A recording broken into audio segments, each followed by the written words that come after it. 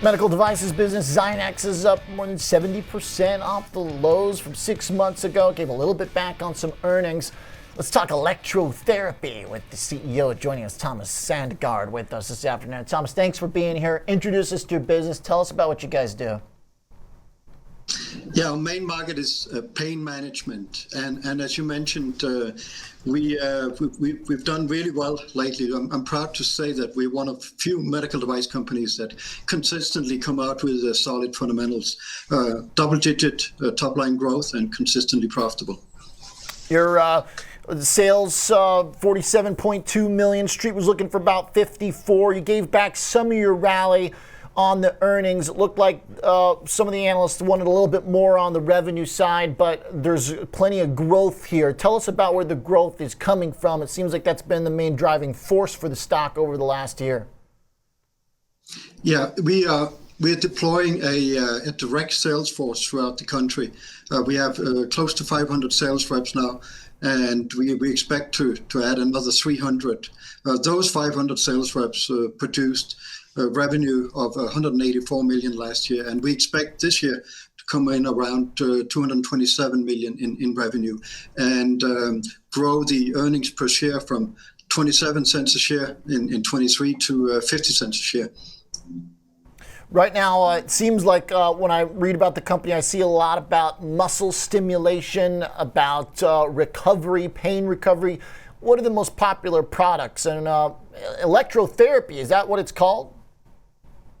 Electrotherapy, yeah, it's electrical stimulation that helps numb the pain signal, so that just like with pain medication, you get a perception of less pain. The net effect is, you could say, the same as pain medication, but there are no side effects from using our products. So therefore, it's often used as first line of defense, whether it's after orthopedic surgery or someone has low back pain or other types of pain. It's so widely used now that we have this last year we reached 1 million patients that we have helped in terms of pain management. We also have a number of other products that we are promoting with it, but our next wave device is by far our flagship. The sales go directly to the customer. You go through the hospital or insurance backed. What does that process look like? The process is that the prescriber, the physician, writes a prescription for one of our products, and we get in touch with the patient. And once we have checked that everything is in order, we ship the product, and right after that, we then bill the patient's insurance. So you could say we have three customers. We have the patient, the prescribing physician, and health insurance. And all health insurance is basically paid for the products that we sell through our 500-man sales force. It's a huge asset for us to have that big of a sales force throughout the country, in that we are able to sell other products, and we continue to add more products to that sales channel. And that's partly where our growth is going to come from. Better sales for productivity, as well as more products that's going through that sales channel. We also have another division that we're investing in that is developing monitors for hospital. That is not revenue generating yet, but we are able to fund that division.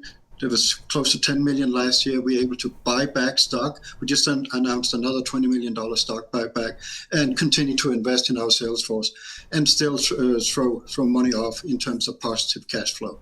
Wow. As the company grows and as you focus on the cash flows, does it make sense to pair up with a bigger distributor or a broader medical devices business, or do you like being a lone wolf?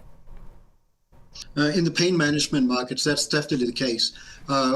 Our sales force and the growth we have and how we develop that is so strong that it'll definitely be a distraction if we try to add other sales channels. For the monitoring division, other than developing key opinion leaders, etc., we'll be looking to partner with some large medical device companies that can help further sell and distribute our products in that division. That's still a division that'll be coming off the ground here in the new year. Okay, so shareholder-friendly activity while you're adding on new products. What do you see as those new products impact on revenue growth for the coming year? Can you give us some idea of how that's going to move the needle? Yeah, especially products that we will be promoting more aggressively in the pain management division will be adding to revenue. So we expect to see a 23 to 25% growth over last year in terms of revenue, and as I mentioned, to increase our earnings per share up to 50 cents a share. We will continue to invest in the monitoring division. We don't expect to see any revenue until the very end of the year in that division. Got it. Okay. Thanks for the explanation, Thomas. We'll keep an eye on you guys. Appreciate you walking us through the business. Yeah, thank you. Appreciate it. Thanks, Oliver. Absolutely. And Thomas Sandgaard, CEO at Zynex, shares pausing after a big rally last year. ZYXI, the ticker.